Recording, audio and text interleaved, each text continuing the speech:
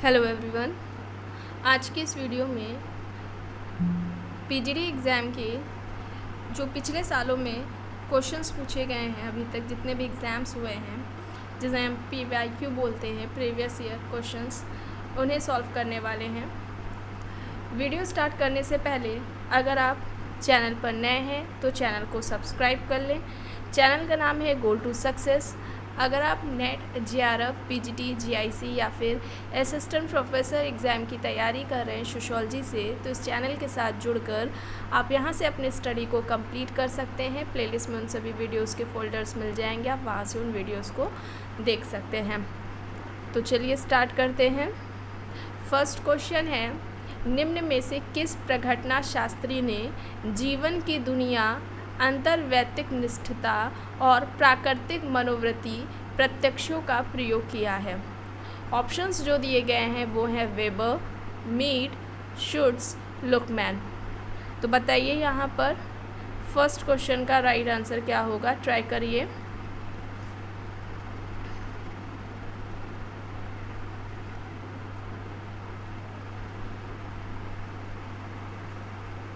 प्रघटना शास्त्री हैं, इतना इसमें बताया ही गया है क्वेश्चन में।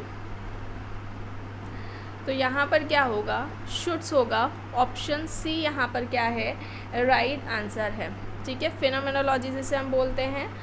अब इसकी अध्ययन की इकाई क्या होती है, समाज होती है कि ये व्यक्ति है? तो प्रघटना शास्त्रीय जिसे हम प्रघटना विज्ञान बोलते हैं, उसके अध्ययन की इकाई क्या है, व्यक्ति है। ठीक है, और जो घटना क्रिया विज्ञान है या प्रघटना क्रिया विज्ञान है, इसमें क्या होता है, इस उपागम में क्या होता है, किसी भी कोई भी समाज में जो घटना घट रही होती है उसको कर्ता या हम व्यक्ति के नज़रिए से हम समझने का प्रयास करते हैं सामने। ठीक है, शोधकर्ता क्या करता है, व्यक्ति के नज़रिए से उस घटना को समझने का प्रयास करता है।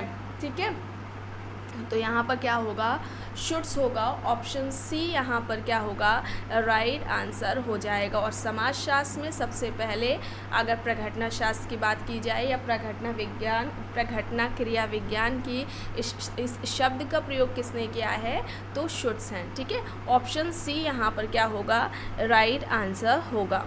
नेक्स्ट है, the phenomenology of the social world नामक पुस्तक किसने लिखी है? अब ये बुक आपने कई बार नेट के एग्ज़ाम में देखी होगी। ठीक है, ये बुक कई बार नेट के एग्ज़ाम में पूछी जा चुकी है, the phenomenology of the social world. अब ये बुक किसकी है? ऑप्शंस जो दिए गए हैं, GWF Hegel, Alfred Schutz, Alfred Rogers या फिर H फर्गुसन। तो बताइए यहाँ पर the phenomenology of the social world, ये बुक किसकी है? सेकंड क्वेश्चन का यहाँ पर क्या हो जाएगा, राइट आंसर शुट्स हो जाएगा, एल्फ्रेड शुट्स होगा। ऑप्शन बी यहाँ पर राइट आंसर हो जाएगा। और शुट्स वेबर से प्रभावित थे। ठीक है, वेबर से ये प्रभावित थे। और ये जो शुट्स हैं वे हर्सल के स्टूडेंट थे। ठीक है, शुट्स किसके स्टूडेंट थे, हर्सल के स्टूडेंट थे। और समाजशास्त्र में प्रघटना शास्त्र का प्रयोग इन्होंने किया था। ठीक है, अपने book the phenomenology of the social world में। कभी कभी बुक पूछ लिया जाता है कि किस बुक में किस कॉन्सेप्ट का यूज़ समाजशास्त्री ने किया है। जैसे शुट्स के बारे में पूछा जा सकता है कि इन्होंने प्रघटना शास्त्र शब्द का प्रयोग आपने किस पुस्तक में किया, तो the phenomenology of the social world हो जाएगा। तो ऑप्शन बी यहाँ पर राइट हो जाएगा। नेक्स्ट है, समाजशास्त्र का शाब्दिक अर्थ है। ऑप्शंस हैं वैज्ञानिक अध्ययन, समाज का अध्ययन, समाज विज्ञान या फिर उपर्युक्त में से कोई नहीं। तो समाजशास्त्र का शाब्दिक अर्थ क्या है? एक वैज्ञानिक अध्ययन है, समाज का विज्ञान है या फिर समाज विज्ञान है या फिर उपर्युक्त में से कोई नहीं। तो क्या हो जाएगा यहाँ पर, थर्ड का राइट आंसर क्या हो जाएगा, समाज का विज्ञान। ऑप्शन बी यहाँ पर क्या होगा, राइट आंसर हो जाएगा। अब जो सोशियोलॉजी है, समाजशास्त्र है, इस शब्द की उत्पत्ति लैटिन शब्द के सोशियस ठीक है, लैटिन शब्द का। अब इसे ध्यान से सुनिएगा, इससे रिलेटेड आपके पीजीटी एग्जाम्स में क्वेश्चंस कई बार पूछे जा चुके हैं। अब सोशियोलॉजी शब्द है, इस शब्द की उत्पत्ति लैटिन शब्द, ठीक है, शब्द ध्यान रखिएगा किस शब्द से उत्पत्ति हुई और उस शब्द का अर्थ क्या है, ठीक है। तो लैटिन शब्द के सोशियस का मतलब क्या है, समाज, और यूनानी या ग्रीक शब्द के लोगस से, अब लोगस का मतलब क्या है, यहाँ पर अर्थ है अध्ययन या विज्ञान है, ठीक है। तो समाजशास्त्र की या सोशियोलॉजी शब्द की उत्पत्ति लैटिन शब्द सोशियस, जिसे समाज कहते हैं, जिसका अर्थ समाज है, और यूनानी व ग्रीक शब्द के लोगस, जिसका अर्थ क्या होता है, अध्ययन या विज्ञान, इससे हुई है। तो इस हिसाब से समाजशास्त्र का अर्थ क्या हो जाता है, समाज का विज्ञान या समाज का अध्ययन, ठीक है। तो ऑप्शन बी यहाँ पर क्या होगा, राइट आंसर होगा। नेक्स्ट है, समाजशास्त्र शब्द दो शब्दों से मिलकर बना है, सोशियस और लोगस। ये शब्द क्रमशः संबंधित है। अब यहाँ पर भाषा पूछ ली गई कि सोशियस भाषा किस, जो सोशियस है वो किस भाषा से और लोगस किस भाषा से शब्द है। तो यहाँ पर जो ऑप्शंस दिए गए हैं, लैटिन और ग्रीक भाषा, ग्रीक और लैटिन भाषा, ग्रीक और अंग्रेजी भाषा, या फिर ग्रीक और हिब्रू भाषा से। तो बताइए, अभी अब बताया गया है आप लोगों को, क्या हो जाएगा फोर्थ का,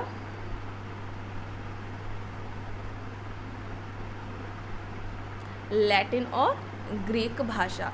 सोशियस लैटिन भाषा, जिसका अर्थ क्या बताया गया है आप लोगों को, समाज, और जो लोगस है वो ग्रीक या यूनानी शब्द से, जो लोगस है उससे उत्पत्ति हुई है समाजशास्त्र की, और लोगस का अर्थ क्या हो निकलता है, अध्ययन या फिर विज्ञान। तो समाजशास्त्र क्या है, समाज का अध्ययन या समाज का विज्ञान है, ठीक है। तो ऑप्शन ए यहाँ पर क्या होगा, फोर्थ का राइट आंसर हो जाएगा। नेक्स्ट है, अगस्त कॉम्ट के विकास के विचार इनमें से किन तीन अवस्थाओं में निहित हैं। आदिम सामंतवाद और पूंजीवाद, युद्धप्रिय औद्योगिक और उत्तर औद्योगिक, धार्मिक अवस्था, तात्विक अवस्था और प्रत्यक्षवादी अवस्था, ऐतिहासिक पंथ, आनुभाविक पंथ एवं विश्लेषणात्मक पंथ। अब इसमें से अगस्त कॉम्ट से संबंधित क्या है ये ध्यान दीजिएगा, किस पर इन्होंने बात की है। तीन अवस्थाएं, इस तरीके से भी नेट के एग्ज़ाम में कई बार पूछा जा चुका है।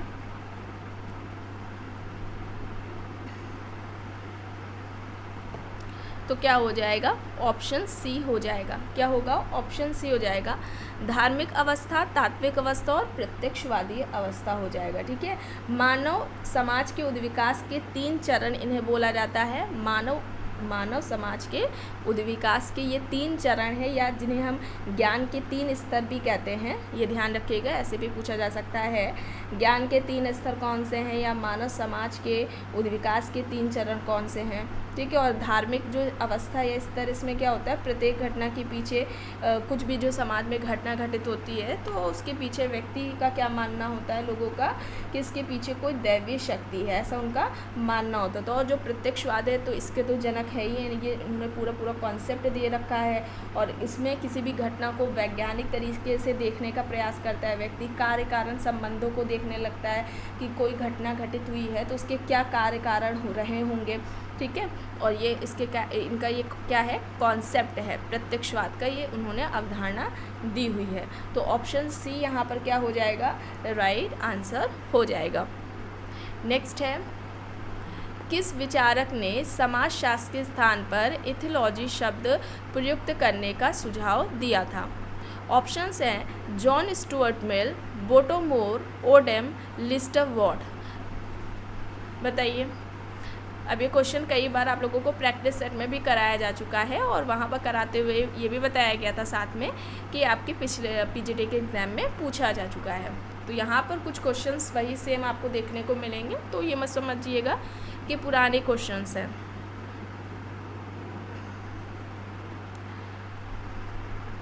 तो समाजशास्त्र के जगह पर इथियोलॉजी शब्द का प्रयोग करने का जो सुझाव है, आइडिया है, वो किसका था, जॉन स्टुअर्ट मिल का था। ऑप्शन ए यहाँ पर क्या होगा, राइट आंसर हो जाएगा। इनकी जो बुक है अ सिस्टम ऑफ लॉजिक है, ठीक है, अ सिस्टम ऑफ लॉजिक है, और द सब्जेक्शन ऑफ विमेन, ठीक है, अ सिस्टम ऑफ लॉजिक, और एक क्या है, द सब्जेक्शन ऑफ विमेन है। तो ऑप्शन ए यहाँ पर राइट हो जाएगा।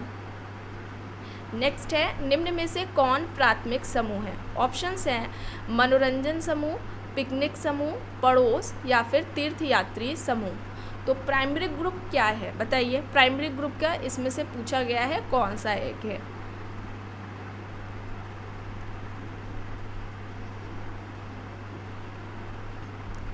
तो प्राइमरी ग्रुप का जो कॉन्सेप्ट था, अवधारणा थी, वो किसकी थी? कूले की थी। किस बुक में उन्होंने इस कॉन्सेप्ट की बात की है?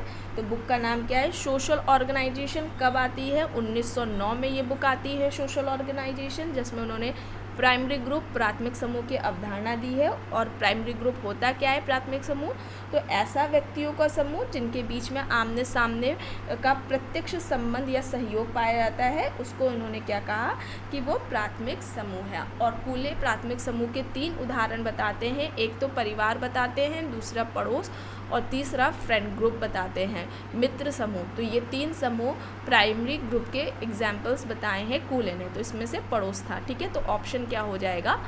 सी यहाँ पर राइट हो जाएगा। नेक्स्ट है, सीमित क्षेत्र में सामाजिक जीवन के संपूर्ण संगठन को व्यक्त करते हैं, एक समुदाय के रूप में, एक समिति के रूप में, एक संस्था के रूप में, या फिर एक समाज के रूप में। सीमित क्षेत्र में सामाजिक जीवन के संपूर्ण संगठन को हम व्यक्त करते हैं, या संपूर्ण संगठन को इनमें से कौन व्यक्त करता है? तो क्या हो जाएगा यहाँ पर? एक कम्युनिटी के रूप में, एक समुदाय के रूप में। ऑप्शन ए यहाँ पर राइट आंसर हो जाता है। अब जब कम्युनिटी की बात आती है, समुदाय की बात आती है, तो इससे कम्युनिटी से रिलेटेड एक डेफिनेशन है बोगार्डस की, मोस्ट इम्पॉर्टेंट है डेफिनेशन।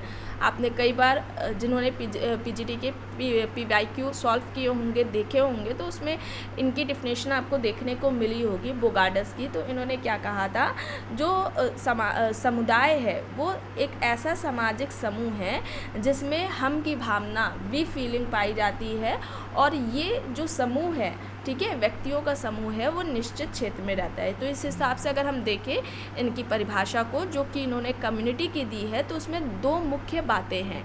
ठीक है, एक तो क्या है, वी फीलिंग है, हम की भावना है, और दूसरा निश्चित क्षेत्र है, निश्चित भूभाग में ये समुदाय रहता है, समुदाय पाया जाता है। ठीक है, तो ये याद रखिएगा। इस तरीके से पूछा जा सकता है कि इसने अपनी परिभाषा में हम की भावनाओं और निश्चित भूक्षेत्र के आधार पर समुदाय की परिभाषा दी है, या समुदाय को परिभाषित किया है, तो बोगार्डस है। और इसके अलावा कुछ अगर अन्य विशेषताओं की बात की जाए या लक्षण की बात की जाए कम्युनिटी के, तो उसमें क्या हो जाएगा, एक तो स्वतः विकास होता है इसका विशिष्ट नाम होता है, और 2 विशेषताएं तो आपको बताई गई हैं, हम की भावना, निश्चित भूक्षेत्र, निश्चित भूभाग होता है, स्थायित्व होता है। इसके अलावा मनुष्यों का समूह आपको पता है, मूर्त है इसका स्वरूप, व्यापक इसके उद्देश्य होते हैं, आत्मनिर्भरता होती है, और ऐच्छिक सदस्यता ना होकर अनिवार्य सदस्यता होती है। ठीक है, अनिवार्य सदस्यता होती है इसकी। तो ऑप्शन ए यहाँ पर क्या होगा, राइट आंसर होगा। नेक्स्ट है, सामाजिक स्त्रीकरण का आधार किसे माना जाता है? वर्ण को, जाति को, शक्ति को, या फिर उपर्युक्त सभी? तो जो सोशल स्ट्रैटिफिकेशन है, अब जितने भी चैनल से नए लोग जुड़े हैं वे सभी प्लेलिस्ट में जाकर आपको फोल्डर मिल जाएगा, वहाँ पर आपको एक सोशल स्ट्रैटिफिकेशन का भी मिलेगा, और इसके अलावा यूपी PGT 2022-23 के नाम से भी एक फ़ोल्डर बना दिया गया है। तो उसमें भी जो कॉन्सेप्ट आपके कंप्लीट कराए जा चुके हैं उनकी वीडियोस मिल जाएगी, उसमें स्ट्रैटिफिकेशन की भी है, तो ये आपके सिलेबस में है। तो इससे रिलेटेड जो भी इम्पॉर्टेंट क्वेश्चंस बनते हैं उनको वहाँ पर कराया गया है विद फैक्ट्स। ठीक है, फैक्ट्स भी बताए गए हैं। अब यहाँ पर सोशल स्ट्रैटिफिकेशन का बेस पूछा जा रहा है, आधार पूछा जा रहा है, कौन सा है? वर्ण है, जाति है, शक्ति है, या फिर उपर्युक्त सभी? तो यहाँ पर क्या हो जाएगा, ये सभी हो जाएंगे। ऑप्शन डी यहाँ पर क्या होगा, राइट आंसर हो जाएगा।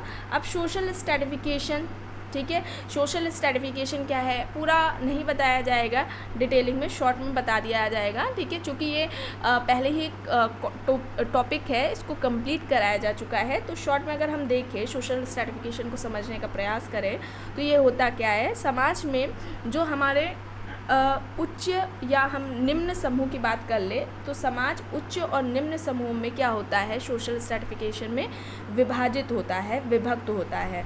और समूहों के बीच में जो ये विभाजन होता है उसका जो आधार है वो जन्म हो सकता है, आयु, वर्ग, जाति, आय, धन, कुछ भी हो सकता है। और ये सोशल स्ट्रैटिफिकेशन है क्या, एक सार्वभौमिक प्रक्रिया है, हर समाज में ये देखने को मिलती है। तो जितने भी नए लोग हैं वे सभी सोशल स्ट्रैटिफिकेशन वाला जो टॉपिक है इससे रिलेटेड जो वीडियो है आपको प्लेलिस्ट में मिल जाएगी, फोल्डर मिल जाएगा, वहाँ से ज़रूर देख लीजिएगा, इससे रिलेटेड क्वेश्चंस पूछे जाते हैं।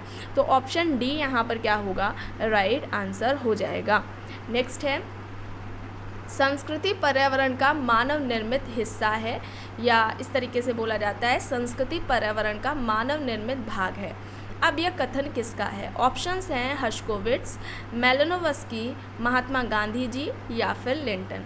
तो किसका कहना है कि संस्कृति पर्यावरण का मानव निर्मित भाग है? तो यहाँ पर क्या हो जाएगा, राइट आंसर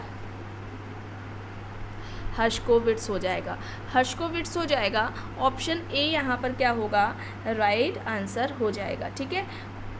ऑप्शन ए यहाँ पर राइट आंसर हो जाएगा। अब हम संस्कृति की अगर हम समझने का प्रयास करें शॉर्ट में कि संस्कृति है क्या, अब ये इस टॉपिक को कंप्लीट नहीं कराया गया है, ठीक है, कल्चर को नहीं कराया गया है। पीवाईक्यू को देखने के बाद तो जो बचे हुए टॉपिक्स हैं उनको कंप्लीट कराया जाएगा, तो डिटेलिंग में वहाँ पर हम लोग इसे जानने की कोशिश करेंगे। शॉर्ट में अगर हम देख लें कल्चर है क्या, तो ये एक सीखा हुआ व्यवहार है, ठीक है। और ये जो हर्शकोविट्स हैं, अगर हम इनकी बात करें, इन्होंने ये जो संस्कृति की परिभाषा दी है वो किस बुक में दी है, तो यहाँ पर इनके बुक इम्पॉर्टेंट हो जाती है। बुक का नाम है man and his work, man and his work है, जिसमें इन्होंने संस्कृति की ये परिभाषा दी हुई है। अब पर्यावरण के दो प्रकार होते हैं, एक तो प्राकृतिक होता है और क्या होता है, दूसरा मानव निर्मित होता है, ठीक है। अब मानव निर्मित है, ठीक है, तो इसमें इन्होंने क्या कहा कि जो संस्कृति है वो क्या है, पर्यावरण का मानव निर्मित भाग है। तो पर्यावरण के दो प्रकार होते हैं, एक प्राकृतिक, दूसरी वस्तुएं जो कि मानव निर्मित है, जिनका निर्माण क्या किया है, वो मनुष्यों के द्वारा हुआ है, मनुष्यों ने उसका निर्माण किया है। तो संस्कृति क्या है, ये जो दो तरह के एनवायरनमेंट है, एक तो प्राकृतिक है, दूसरा मानव निर्मित है, जिसको हम बोलते हैं ऐसी वस्तुएं जो मानव निर्मित है, जिनका निर्माण व्यक्तियों ने किया है, तो ये उसके अंतर्गत आ जाएगा, ठीक है। तो ऑप्शन क्या हो जाएगा, ए यहाँ पर राइट आंसर आ जाएगा। अब कल्चर को कई समाजशास्त्रियों ने या कई विद्वानों ने कई तरीके से परिभाषित किया है, उनमें से कुछ इम्पॉर्टेंट आपको यहाँ पर बताया जा रहा है, जिससे रिलेटेड एग्जाम्स में क्वेश्चंस पूछे जाते हैं, ठीक है। तो जैसे कि लिंटन है, इनका क्या कहना था कि जो संस्कृति है वो सदस्यों की जीवन विधि है। संस्कृति को लिंटन कहते हैं कि ये सदस्यों यानी कि जो समाज के जो सदस्य हैं, व्यक्ति हैं, उनकी जीवन विधि है। सेकंड, मजूमदार एंड मदान का क्या कहना था संस्कृति के बारे में, लोगों के जीने का ढंग संस्कृति है, लोगों के जीने का जो ढंग है वह ही संस्कृति है। ध्यान दीजिएगा, ये मजूमदार एंड मदान ने कहा। लिंटन ने कहा है सदस्यों यानी कि समाज के सदस्यों की जीवन विधि है संस्कृति। और रॉबर्ट रेडफील्ड क्या कहते हैं, समाज के सदस्यों की जीवन शैली है संस्कृति। क्या है, समाज के सदस्यों की जीवन शैली है, ठीक है। स्टाइल ऑफ लाइफ बताते हैं कल्चर को, ठीक है। तो ये याद रखिएगा, इसको फैक्ट्स जो भी आपको बताए जा रहे हैं इनके आप लोग नोट्स बना लीजिएगा, आपके पेपर के टाइम रिवीजन के लिए इम्पोर्टेंट हो जाएगा। तो ऑप्शन ए यहाँ पर राइट आंसर हो जाएगा। नेक्स्ट है, एक प्रख्यात विद्वान जिन्होंने समाजीकरण की प्रक्रिया में सांस्कृतिक आत्मसातीकरण एवं सांस्कृतिक पारेषण को पर्याप्त महत्व दिया है। अब वो कौन है? Sherif and Sherif, H.M. Johnson, Kimball Young, Broom and Selznick. समाजीकरण की प्रक्रिया में सांस्कृतिक आत्मसातकरण और सांस्कृतिक पारेषण को महत्व दिया है। अपनी परिभाषा में जब वो समाजीकरण की बात कर रहे हैं। तो इनमें से कौन है वो, क्या होगा यहाँ पर, किम्बॉल यंग होगा। ठीक है, किम्बॉल यंग होगा। ऑप्शन सी यहाँ पर क्या होगा, राइट आंसर हो जाएगा। समाजीकरण की बात की जाए, सोशलाइजेशन, तो ये क्या होता है, इसको भी हम लोग कंप्लीट करेंगे। ठीक है, तो समाजीकरण क्या है, सीखने की प्रक्रिया है। क्या है ये, सीखने की प्रक्रिया है जिससे व्यक्ति जैविक प्राणी से सामाजिक प्राणी बनता है। इस तरीके से पूछा जाता है एग्ज़ाम्स में कभी कभी कि समाजीकरण कैसे प्रक्रिया, ऑप्शंस दिए जाते हैं उसमें, तो ये सीखने की प्रक्रिया ये भी दिया होता है। और जॉनसन की एक डेफिनेशन है सोशलाइजेशन, समाजीकरण के बारे में, वो इम्पॉर्टेंट है। वो किस तरीके से है, वो ये है कि जो समाज में सभी तरह का जो व्यक्ति व्यवहार करता है या सभी तरह का जो शिक्षण है वो समाजीकरण नहीं होता है या समाजीकरण के अंतर्गत वो नहीं आता है, बल्कि समाज के द्वारा जो मान्य या स्वीकृत व्यवहार हैं उनको सीखना ही या वे ही समाजीकरण कहलाते हैं। तो सभी तरह का शिक्षण या व्यवहार समाजीकरण नहीं है, बल्कि समाज के द्वारा मान्य व्यवहार ही क्या होता है, समाजीकरण होता है। ये जॉनसन ने कहा है, तो इसे याद रखिएगा। अब समाज के अगर हम इसके लक्षण या मूल्यों की विशेषताओं की बात की जाए, विशेषताओं की, तो समाजीकरण की क्या हो जाएगी, एक तो सीखने की प्रक्रिया है, जीवन प्रयत्न चलती है, और समाज के मूल्य मानदंड आदर्शों को ये क्या है, आत्मसात करने की प्रक्रिया है। इसके अलावा ये इसमें चूँकि ये सीखने की प्रक्रिया है, इसमें निरंतरता पाई जाती है, तो उस हिसाब से ये गतिशील भी हो जाएगी, गतिशीलता भी इसमें देखने को मिलती है। और ये जो प्रक्रिया है समाजीकरण की, वो बाल्यावस्था से लेकर किशोरावस्था तक सर्वाधिक महत्वपूर्ण मानी जाती है। याद रखिएगा, बाल्यावस्था से लेकर किशोरावस्था तक की ये प्रक्रिया समाजीकरण की महत्वपूर्ण है। ये भी पूछ लिया जाता है समाजीकरण की विशेषताओं में, या ऐसे डायरेक्टली क्वेश्चन पूछ लेते हैं कि समाजीकरण की जो प्रक्रिया है वो किस अवस्था में सबसे महत्वपूर्ण होती है, तो बाल्यावस्था से किशोरावस्था हो जाएगा। तो ऑप्शन सी यहाँ पर क्या होगा, राइट आंसर होगा। नेक्स्ट है, निम्न में से सामाजिक नियंत्रण का औपचारिक अभिकरण कौन है। यहाँ पर औपचारिक अभिकरण की बात हो रही है। अब सोशल कंट्रोल, ठीक है, इस टॉपिक को कंप्लीट कराया जा चुका है। इसका जो पीजीटी का फोल्डर बना हुआ है उसमें क्या हो जाएगी, वीडियो मिल जाएगी। तो यहाँ पर जो औपचारिक अभिकरण है वो कौन सा है, ये पूछा जा रहा है। जनरीतियाँ, परंपराएं, राज्य, सामाजिक भय, तो क्या हो जाएगा,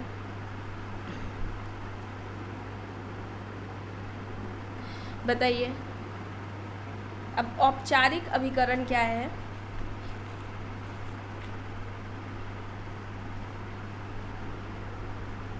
तो यहाँ पर राज्य हो जाएगा। ऑप्शन सी यहाँ पर क्या होगा, राइट आंसर हो जाएगा। अब सोशल कंट्रोल की जब बात आती है तो इसके जनक कौन है, इसके पिता कौन है, इस तरीके से पूछा जाता है।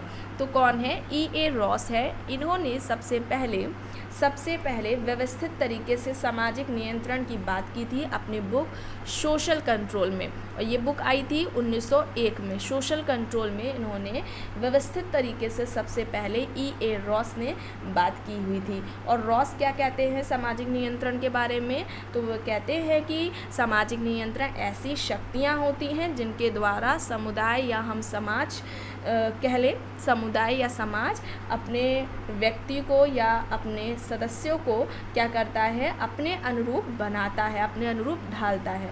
तो सामाजिक नियंत्रण ऐसी शक्तियाँ हैं जिनके द्वारा समाज या समुदाय व्यक्ति को अपने अनुरूप बनाता है। ठीक है, तो यहाँ पर क्या हो जाएगा, ऑप्शन सी हो जाएगा। जिन्होंने भी सोशल कंट्रोल का जो टॉपिक है, इससे रिलेटेड जो वीडियो आप लोगों के लिए बनाई गई थी, उसे नहीं देखा है तो प्लेलिस्ट में फोल्डर मिल जाएगा, वहाँ से देख लीजिएगा।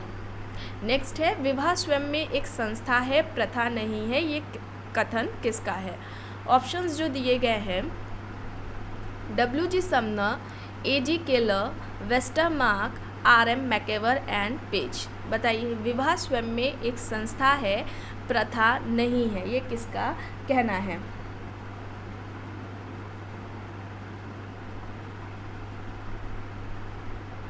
अगर इससे पहले एजेंसीज की जैसे कि अभिकरण की बात कही गई थी, ठीक है, यहाँ पे ये चीज़ बताना रह गया कि जो अभिकरण की बात की थी उसका एजेंसी जो है, इसका मतलब क्या होता है, तो नियमों को लागू कराने का माध्यम, ठीक है, उसे हम क्या कहते हैं, अभिकरण कहते हैं। अब नियंत्रण के जो अभिकरण हैं, ठीक है, दो तरह के हैं, औपचारिक अभिकरण और दूसरा अनौपचारिक। औपचारिक में राज्य, शिक्षण संस्था ये सभी आ जाएंगे, और अनौपचारिक में जैसे यहाँ पर जनरीतियाँ, परंपराएं ये थी, ठीक है, तो ये परिवार, इसके अलावा पड़ोस, नातेदारी, तो ये सभी अनौपचारिक में आ जाएंगे, ठीक है। अब यहाँ पर बताइए, विवाह स्वयं में एक संस्था है, प्रथा नहीं है, ये किसका कहना है?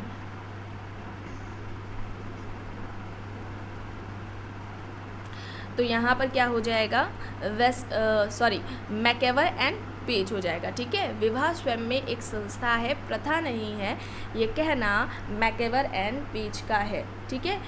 ऑप्शन डी यहाँ पर क्या होगा, राइट आंसर हो जाएगा। एक लूसी मेयर है, उनका क्या कहना था कि जो विवाह है वो स्त्री पुरुष का ऐसा भाग है जिसमें जो बच्चा होता है, जो जन्म लेता है, वो माता पिता की क्या माना जाता है, वैध संतान माना जाता है, ठीक है, ये याद रखिएगा। लूसी मेयर का कहना था कि विवाह स्त्री पुरुष का ऐसा भाग है जिसमें जो जन्मा बच्चा है, जो परिवार में बच्चा जन्म लेता है, वो माता पिता की वैध संतान माना जाता है। और विवाह से ही संबंधित एक मेलानोव्स्की का भी था कि विवाह को बच्चों की उत्पत्ति और देखभाल के लिए एक समझौता माना। विवाह को बच्चों की उत्पत्ति और उनकी देखभाल के लिए इन्होंने, यानी मेलानोव्स्की ने विवाह को क्या बताया है, ये बच्चों की उत्पत्ति और देखभाल के लिए एक समझौता है। तो यहाँ पर फिलहाल ऑप्शन डी राइट आंसर होगा। नेक्स्ट है लेविरेट विवाह क्या है। अभी कई बार आप लोगों को बताया जा चुका है। ऑप्शंस आइए देख लेते हैं। दिवंगत पति के भाई के साथ विवाह, ममेरे फुफेरे भाइयों बहनों के बीच में विवाह, बहन की पुत्री के साथ विवाह, भाई के पुत्री के साथ विवाह, ठीक है, भाई की पुत्री के साथ विवाह। तो लेविरेट विवाह क्या है?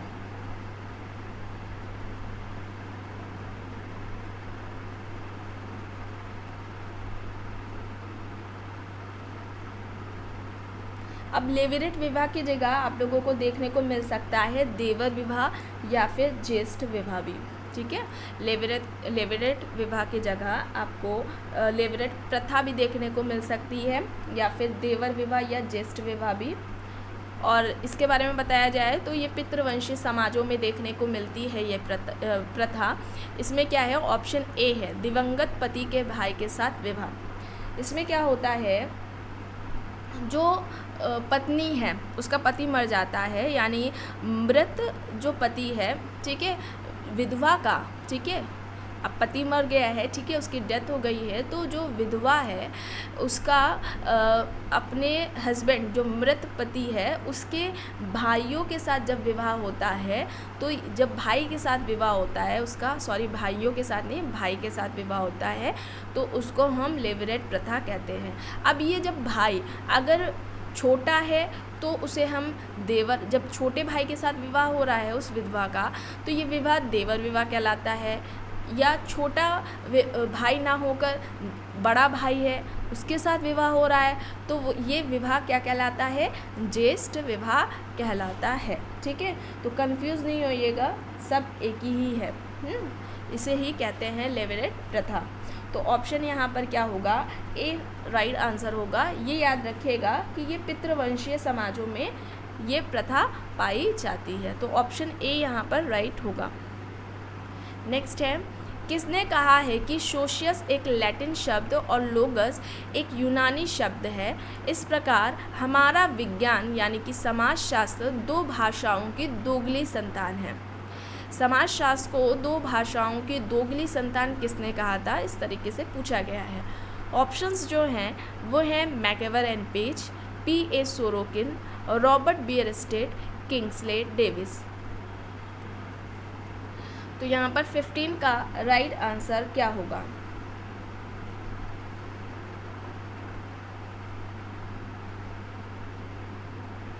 सोशियस एक लैटिन शब्द है, लोगस एक यूनानी शब्द है।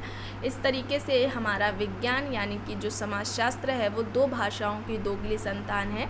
यह कहना किसका था? रॉबर्ट बियरस्टेट का था। ऑप्शन सी यहाँ पर राइट आंसर हो जाएगी। अब जब बियरस्टेट का नाम आता है तो इनकी एक इम्पॉर्टेंट बुक आ जाती है सोशल ऑर्डर। सोशल ऑर्डर ये बुक एग्जाम में पूछी जाती है, याद रखिएगा, रॉबर्ट बियरस्टेट की है। ऑप्शन सी यहाँ पर राइट हो जाएगा। नेक्स्ट है, निम्न में से किसने समाज के साविव्य सिद्धांत को प्रतिपादित किया? Spencer, Durkheim, weber, August Comte options हैं। साविव्य सिद्धांत, समाज का साविव्य सिद्धांत किसने दिया हुआ था? तो स्पेंसर हो जाएगा। ऑप्शन ए यहाँ पर क्या होगा? राइट आंसर हो जाएगा। स्पेंसर को सामाजिक डार्विनवादी माना जाता है और इन्होंने क्या कहा था कि जो समाज का विकास हो रहा है वो सरलता से जटिलता की ओर होता है, ठीक है। और समाज के जो स्तर बताते हैं वो कौन से स्तर बताते हैं?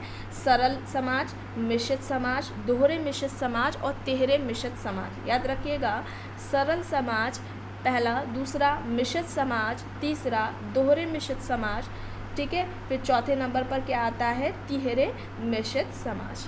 तो ऑप्शन ए यहाँ पर क्या होगा? राइट आंसर हो जाएगा। नेक्स्ट है, विवाह अति वैयक्तिक प्रकार की व्यक्तिगत संतुष्टि का उपकरण मात्र नहीं है बल्कि एक सामाजिक क्रिया विधि भी है जिसे सामाजिक दृढ़ता को पोषित करने हेतु रचा गया है। विवाह के संबंध में यह कथन दिया है। ऑप्शंस हैं Majumdar and Madan, Westermarck, Gillin and Gillin, Anderson और पार्कर।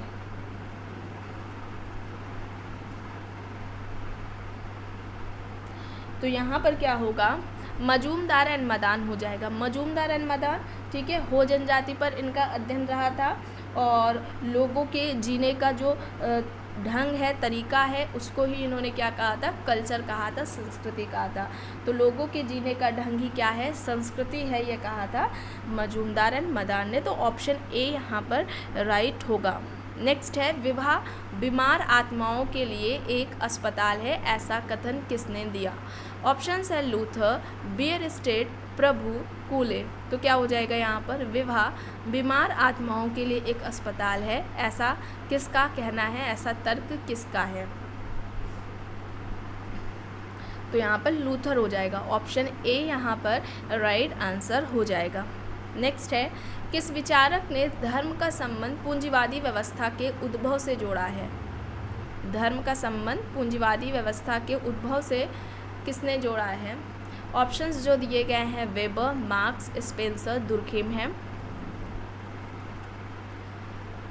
तो यहाँ पर वेबर हो जाएगा। क्या हो जाएगा? वेबर हो जाएगा। ऑप्शन ए यहाँ पर राइट आंसर हो जाएगा। और अपनी ये बात इन्होंने किस बुक में कही है? The Protestant ethic and the spirit of capitalism, ठीक है, इस बुक में इन्होंने की है। और इसके अलावा इन्होंने, वेबर ने व्याख्यात्मक समाजशास्त्र की अवधारणा भी दी थी। और वेबर समाजशास्त्र की जो विषय वस्तु हैं उसको सोशल एक्शन को बताते हैं। समाजशास्त्र की विषय वस्तु वेबर किसको बताते हैं?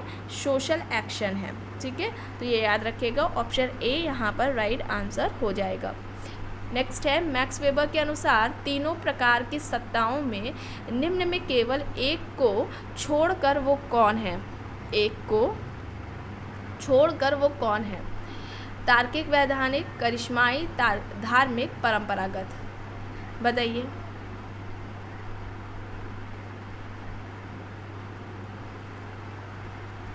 इनमें से कौन सी एक है जिसकी बात इन्होंने नहीं की है? ठीक है,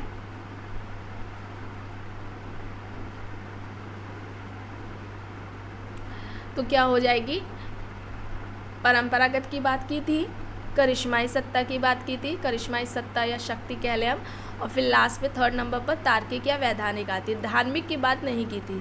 तो ऑप्शन सी यहाँ पर क्या होगा? राइट आंसर हो जाएगा। जैसे कि वेबर समाजशास्त्र की विषय वस्तु सोशल एक्शन, सामाजिक क्रिया को बताते हैं, तो क्रिया के भी ये 4 प्रकार बताते हैं। वो कौन कौन सी क्रिया है इन्हें भी देख लेते हैं, ये भी पूछा जाता है इस तरीके से।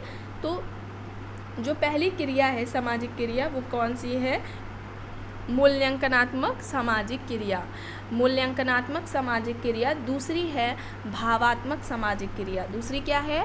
भावात्मक सामाजिक क्रिया। तीसरे नंबर पर आता है परंपरागत सामाजिक क्रिया, एंड लास्ट 4th नंबर पर तार्किक सामाजिक क्रिया। अब इनकी कुछ वेबर की इंपॉर्टेंट बुक्स के बारे में बात कर लेते हैं। The religion of India, the Protestant ethics and the spirit of capitalism के अलावा द रिलीजन ऑफ इंडिया ये एक इम्पॉर्टेंट है। इसके अलावा इकोनॉमी एंड सोसाइटी है, इकोनॉमी एंड सोसाइटी ये हो जाएगी the city, weber Robert park की भी है, ठीक है, तो याद रखिएगा द सिटी वेबर की भी है। फिर नेक्स्ट जो बुक है इनकी the methodology of social science, the methodology of social science ये है। फिर the theory of social and economic organization, the theory of social and economic organization. तो ये कुछ बुक्स हो जाएंगी वेबर की जो कि इम्पॉर्टेंट थी, तो इन्हें ध्यान रखिएगा। ऑप्शन सी यहाँ पर राइट हो जाएगा। नेक्स्ट है सोशियोलॉजी दो शब्दों सोशियस एवं लोगस के मेल से बना है। लोगस किस भाषा का है, ठीक है, आपसे बोला गया था ना, इस तरीके से पूछा जाता है, तो ध्यान रखिएगा, भाषा ध्यान रखिएगा, पूछा जाता है और अर्थ भी पूछ लिया जाता है कभी कभी। तो यहाँ पर जो ऑप्शंस दिए गए हैं लैटिन है, जर्मन है, यूनानी है, फ्रांसीसी है। बताइए, सोशियोलॉजी दो शब्दों सोशियस और लोगस के मेल से बना है। अब लोगस किस भाषा का है ये पूछा जा रहा है, तो क्या हो जाएगा यहाँ पर, यूनानी या ग्रीक जिसे हम बोलते हैं। तो ऑप्शन सी यहाँ पर क्या होगा, राइट आंसर हो जाएगा। इसका अर्थ क्या निकलता था, अध्ययन या विज्ञान, ठीक है, ऑप्शन सी यहाँ पर क्या होगा, राइट आंसर हो जाएगा। नेक्स्ट है समाजशास्त्रीय दृष्टिकोण प्राथमिक रूप से क्या करने की चेष्टा से संबंधित है। ऑप्शंस हैं सामाजिक व्यवस्था को बदलने की, सामाजिक व्यवस्था को समझने की, सामाजिक व्यवस्था को सुधारने की, या फिर सामाजिक व्यवस्था के साथ समायोजित होने की।